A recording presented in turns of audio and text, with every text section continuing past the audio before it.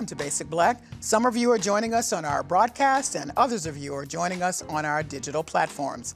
I'm Callie Crossley, host of Under the Radar 89.7. Tonight, rap lyrics, free speech, and criminalization. Rap burst onto the American music scene in the 1970s. Songs created in the rhyme, rhythm, and spoken word genre have often been inspired by the rough and gritty lives of the young, mostly black and brown artists. Now rap music has topped rock as the biggest music genre, but rap artists have ended up charged and jailed, singled out by prosecutors who have claimed their lyrics reveal criminal intent. Why is their freedom of speech not protected? And will this criminalization of rap influence other kinds of creative expression? Joining us this evening, Renée Graham, Associate Editor and Opinion Columnist, the Boston Globe's op-ed page. Michael Jeffries, Professor and Dean of Academic Affairs, Wellesley College, and author of Thug Life, Race, Gender, and the Meaning of Hip Hop. Danielle Scott, a.k.a. Queen D, MC, vocalist, songwriter, producer, PhD candidate at Brown University, and Professor, Ensemble Department, Berklee College of Music. And joining us remotely, Traci Griffith, Director, Racial Justice Program for the ACLU of Massachusetts. Welcome to all of you.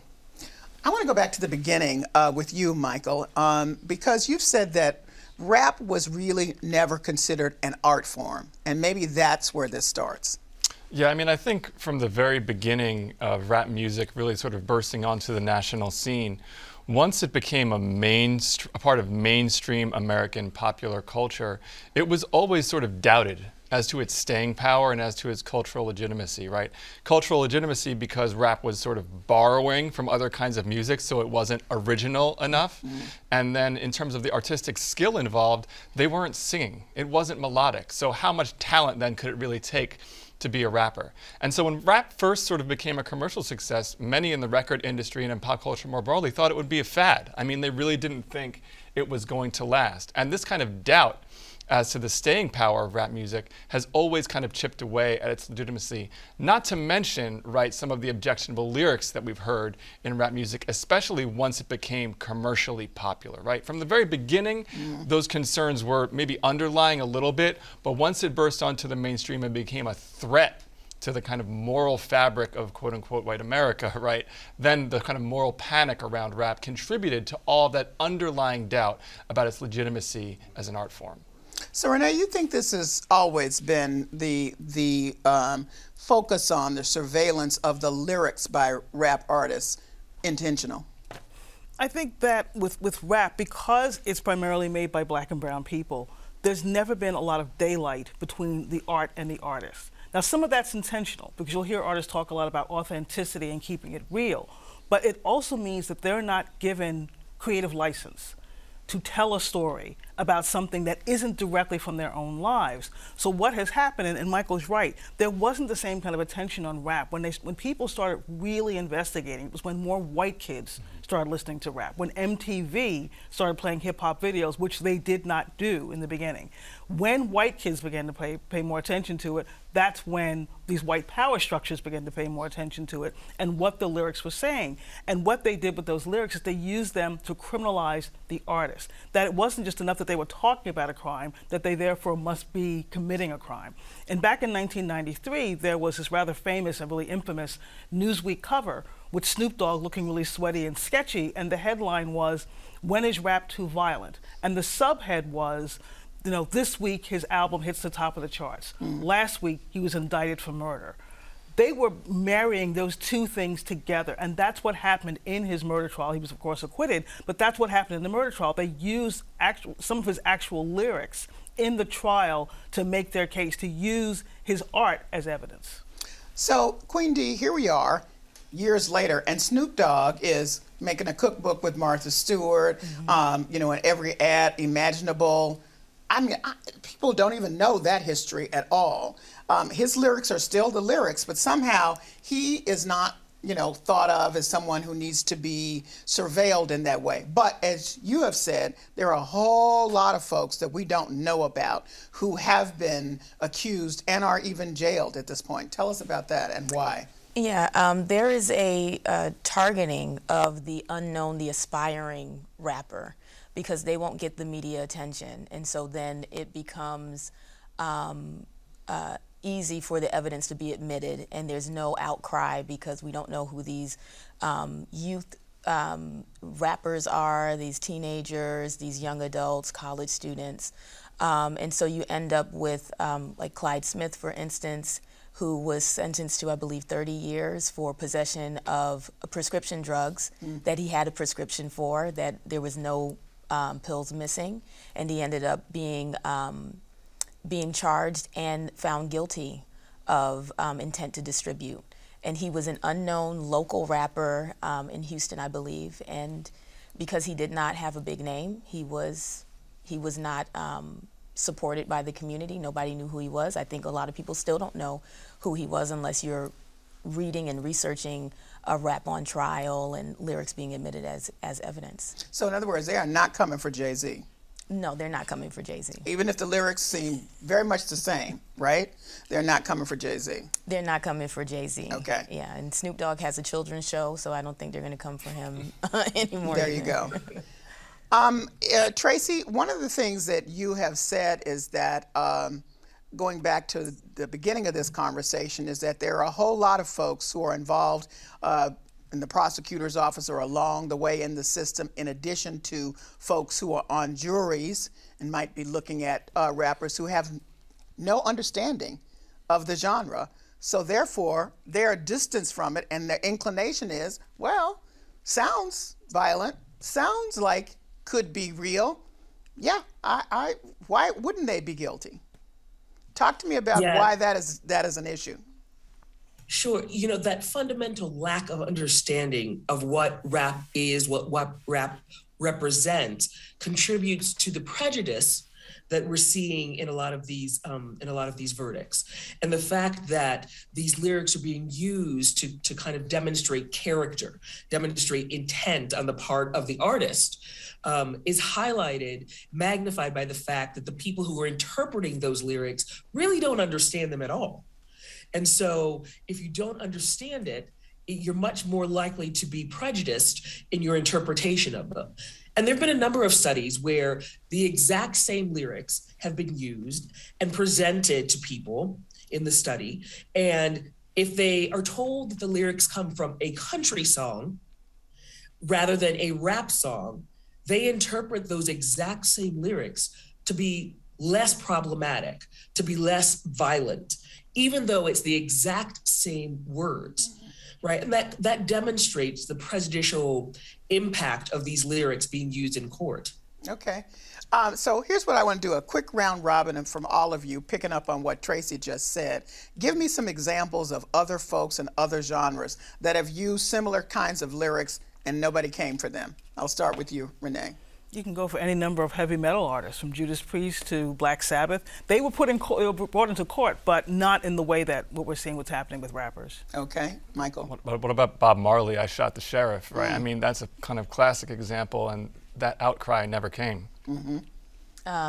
Bohemian Rhapsody, you know, put a gun up to his head, pulled the trigger, now he's dead.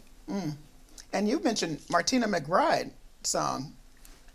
Burning down the house with somebody. One of y'all mentioned that with somebody with the abuser in it, and nobody said, Martina, we need to see you in court. Or the Chicks' Goodbye Earl. Yeah, you know, I mean, there's any number of songs that deal with murder and violence that do not get the scrutiny that hip hop artists get. So we're establishing there is a double standard, and Traci, I'm coming back to you to ask because you are the lawyer at ACLU. Okay, so. We have freedom of speech, right? They should be able to say this, it should be protected, but you've pointed out there's some nuance in that. So how are people who are using creative expression, artistic expression, have freedom of speech now being prosecuted for lyrics, not action, and not evidence that the lyrics are connected to anything? Right, that's really the question, right? How are these lyrics being used in court against a defendant? And what the courts are trying to kind of balance out is the fact that, look, the words themselves must have some kind of literal meaning and a strong factual connection to the actual case. If that is not present, then the lyrics should not be used. Okay. And so California has just signed into law a bill that says just that. And I think we have a clip of Gavin Newsom, the governor of California, making that law for real. This is protecting creative content from being used against artists in court without judicial review. And several hip-hop artists joined Gavin Newsom as he signed the bill. Take a look. Just gratitude to all of you guys for holding us to a higher level of accountability and expectation. No one else has done this. Future happens here first in California. We expect and hope this is a bill that's modeled and replicated. To be from California and for California to be one of the first states, you know what I'm saying, to pass this law, me being an artist that came up through the streets, you know what I'm saying, it means a lot. It's gonna allow artists like myself and all these guys right here to be able to express themselves. It's just important for the freedom of speech, you know what I mean? We should be able to be free what we want to say with our creative expression. Today is a huge victory for music creators. We could be afforded the same rights as filmmakers and artists from different genres, that hip hop is not being, prosecuted just for being hip hop. I feel like this is our art, and as a California native and an artist, I want to thank you for protecting our art.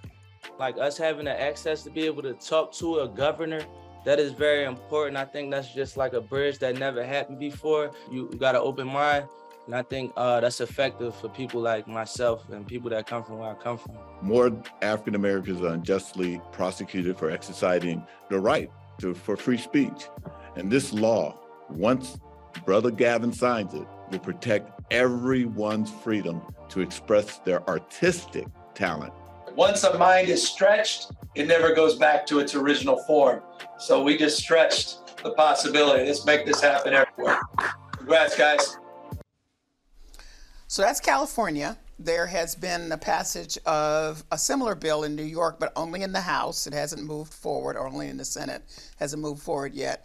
And there's some conversation about such a bill happening in Massachusetts, but so far not. There's also, we should mention, a national law on the books restoring artists. I'm trying to get the rate of it. Anyway, Rap Act. It's called the Rap Act. And so there's some question, Michael, as to whether that will ever move forward. Do you think that California can influence other states at this point? I definitely think California can influence other states. I wouldn't really venture a guess about what's going to happen at the national level, but I think what the governor said is right.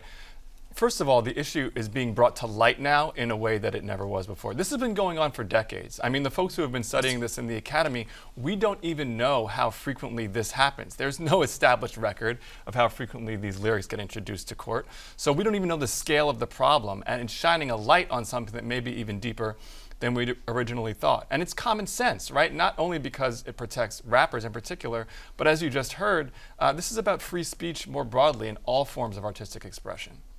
I want to talk to you, Queen D, because you are a performer as well, about, because there's lots of people listening now saying, I don't like rap, I've never liked it, I don't get, those lyrics seem kind of violent to me. What's the draw? And you've spoken about the epiphany you had about the power of the storytelling in rap from Notorious B.I.G.'s song called The Warning. Mm-hmm. I just pulled a few lyrics from that, yes. So then I want you to tell me about it. They heard about the Rolexes and the Lexus with the Texas license plate out of state. They heard about the pounds you got down in Georgetown, and they heard you got half of Virginia locked down. They even heard about the crib you brought your mom's out in Florida, the Fifth Corridor. So this was his response to old friends he'd grown up with, poor, and now he's rich, and they are coming for him. Yes, yes. That was the first time I was always into storytelling, and that was the first time that I heard a story that was so vivid told in a 3-minute time frame. And it really opened my eyes to the power of hip-hop storytelling in particular. I think that there is, Jay-Z says it best in his Decoded book. He says that people don't understand that every great rapper is a documentarian and a trickster. And what we see in this policing of Black voices is that we are not allowed to have a trickster personality. We're not allowed to be people who have legend and folklore and all types of communal aspects of fiction that happen in every sort of community. And so everything that people hear, particularly in hip hop, they take it as gospel. They take it it as the 100, you must have grown up like this, you must be still involved in this life, you're unable to evolve from it, you're unable to be anything other than what your artist brand is presenting. I think that's why Kendrick Lamar often says, I was in between this life. I had one foot in, or I knew people who did bang, but I never did it. And he always makes that distinction because he knows that his voice is being policed. So, Michael, the whole thing about rap, from rap artists themselves, is we are authentic. We are the authentic voices of our friends and our community. So that leaves it open for some of these folks, even though we've discussed that they're not doing it for Martina McBride or the heavy metal folks, but yet and still, that leaves it open for prosecutors to say, well, now you said you are authentic, so if you're singing about it, that must be real. Yeah, I mean, this kind of argument, though, to me, and I would defer to the lawyer in our ranks, but this kind of argument to me doesn't make a whole lot of sense. If you have the evidence, right, and you're prosecuting someone, the evidence that relates to the crime, why do you then need to introduce the lyrics? If you don't have the evidence, you shouldn't be introducing the lyrics because you don't have the evidence. So either way, you don't need that to do your job, it seems to me. So that's one piece of it. The other piece of it is, I mean, this trope of authenticity in the music, I think we have to be careful about where it comes from and who is actually supporting it, right? On the one hand, yes, that is a line we often hear rappers say, right? I'm representing my community in an authentic way. That doesn't mean I'm giving you a factual account that everything happened on this date at this time, right? There's a difference there. And secondly, when we talk about authenticity, the version of authenticity that gets highlighted and held up in the music industry is a kind of quote-unquote authenticity around black criminality and violence. But it's kind of a self-fulfilling cycle of promotion and prophecy when it comes to which artists, historically, the music industry has backed as kind of saleable acts, right? So again, when you had white investment in hip-hop in the mid-90s for the first time, many of the young purchasers of that music wanted to see that kind of representation because it was thrilling, because it was sensational, and because it was quote-unquote real, right? But that doesn't mean that that's an actual reflection of the breadth and depth of black life in underserved communities and more broadly. Not every rapper comes from those circumstances anyway, and that's another piece of this story that we rarely talk about.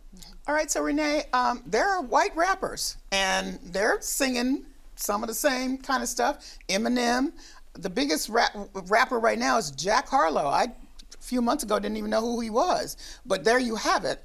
And yet nothing is coming that doesn't seem to be, they're not under this same level of surveillance. Yeah, that Jack Harlow's as big as it is, that's a whole other problem. Okay. I don't have time to get into. But, you know, I keep thinking about a box set, to go off hip hop for a minute. Johnny Cash did about 20 years ago. And it was three CD box set, Love, God, and Murder. He had an entire CD of songs about murder that he had made, from When It's Springtime in Alaska to Folsom Prison Blues to Cocaine Blues. Nobody held that against him. No one held that up as, oh, this is who Johnny Cash is. Johnny Cash never even went to prison. People assumed Johnny Cash had spent time in prison. He didn't. He sang in prisons for prisoners. He was given a leeway that rappers just don't have. And they don't have it because still primarily the art form is dominated by black and brown people and black and brown men in particular. Yes. And this country is already inclined to view them through a lens of criminality. And so anything they do gets put under that spotlight. And I think that's why there's a difference with white rappers and black rappers. White rappers are allowed to have, you know, be from the suburbs and be this and be that, but black rappers don't get that. So no matter what you sing about, it's taken not as art, but as confession. And that's not just limiting for them, it should be limiting to all artists. All artists should be concerned about what's happening. You know, but we notice that Martin Scorsese isn't held responsible for what he puts in his films, or Quentin Tarantino. You know, Brad Pitt recently has been in the news because of these accusations his former wife Angelina Jolie made about him being violent towards her and their children. Well, Brad Pitt won an Academy Award for playing a man who murdered his wife. And I haven't heard anybody sort of make this correlation between the two, think, oh my God, he played that in the film, therefore that's who he must be. You have to be able to give artists, regardless of their race, the freedom to create. And so hopefully what this California law does is it allows that. I think it's, at this point, it might be a little bit more symbolic, but I think it's an important symbol. and an important first step. Traci, since we know now, we've established in this conversation there's a clear double standard, and frankly, it's racist. What happens now with more highlighted focus on what the problem is? Can't this be stopped? Is there not more ammunition with this law from California, and even with the potential of the federal law to say, wait a minute, other stuff needs to be happening in court when some of these artists are prosecuted, frankly? Yes, I think the professors are absolutely right. This bias against rap in particular, it follows the racist tropes of Black people as being criminals and being violent. And really, rap is really the only fictional form of art that is used in court in this way. And I think there's no mystery as to why. And our other guests have talked, about why. And so we need to look at, the California law. Hopefully, New York will also pass a similar law. And, often, if you look to those two states, right, a lot of legislation comes out of those states. And hopefully some of the other, jurisdictions will look to those states and say, look, if these kinds of things are happening in our court system as well, we need protections for the artists and maybe follow their direction. There's a case here in Massachusetts, Commonwealth versus Correa, and he's appealing. He was convicted, right? The defense says that they used his lyrics as evidence, right, and that it was prejudicial. Just exactly what the law in California and in New York are getting at, right? The issue that these lyrics are being used in a prejudicial way against the defendant. And so Correa is appealing, his conviction, and we'll see how that turns out. And that might give us some indication of where Massachusetts might go with this. Okay. Michael, you're concerned that this really represents an attack on future generations while this is all being worked out. Oh, no question, no question. Because, and this is the thing, because the targets right now are folks who are oftentimes least able to defend themselves, right? Queen mentioned that usually it's rappers who don't have a lot of financial backing, the ability to fight these charges, and aren't going to get a lot of attention, right? It's kind of been able to reside underground. But really, we need to understand this as an attack on free speech more broadly.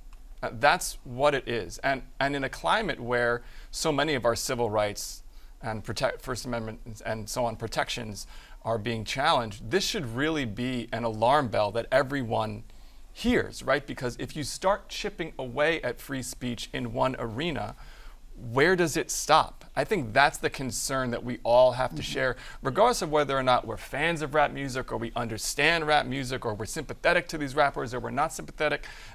You have to be concerned about the erosion of free speech, and this is a bad sign in my view. Queen D, briefly tell me what you have to tell your Black students in your hip hop class about really looking toward understanding that they're going to be censored and surveilled. We talk about the meaning of censorship. So Eric Newsom has a book called A Parental Advisory that deals with the history of censorship in America. And he says that censorship has less to do with appropriate expression and more to do with appropriate people and defining who is allowed to be creative, to be imaginative, and who is disallowed from those things. So we talk a lot about what is the impact of their words, how they will be policed, those who are not of color or not Black, how they will have privileges in those areas. And I have them think about what does censorship look like today. So there's not just rap lyrics being brought in as evidence in a trial, but also there is cancel culture. And that is, for them, a particular concern because it is the silencing of themselves as artists in the society at large while still being able to roam around free but not being able to And to be clear, you have Black students and others in your class, but this is a message to the Black students. This is a message to all the students because I make sure that everyone understands that what the deal is and that they're going to have privilege and not have privilege, and depending on their race. Renée Graham, we sat here in this chair many a time to talk about the various racist attacks on Black folk, but the one on creativity has a kind of power, I think, because it well, it just resonates in so much of what black folk do. So you get the last word to talk about the impact of putting a squeeze on black creativity. You know, I think it always comes back to the policing of blackness in this country, which goes back to the origins of this nation. You know, what black people can say, what they can do, where they can go. You know, that is the way this nation has always operated. It's not surprising that they would do that to artistic art forms as well, especially because it's so popular, especially because it is the sound of young America, as Motown used to say it was. Because that, you know, rap is the dominant music in America these days, and that's very threatening to a lot of people. So what they can do is try to shut it down and police it. Well, I thank you all for joining me. It's an exciting conversation, if not a sad one and a thoughtful one, and we'll no doubt have to continue this in sometime in the future because I don't think it's over. Well, that's the end of our show and the end of our broadcast. I want to thank you all for joining us. Good night.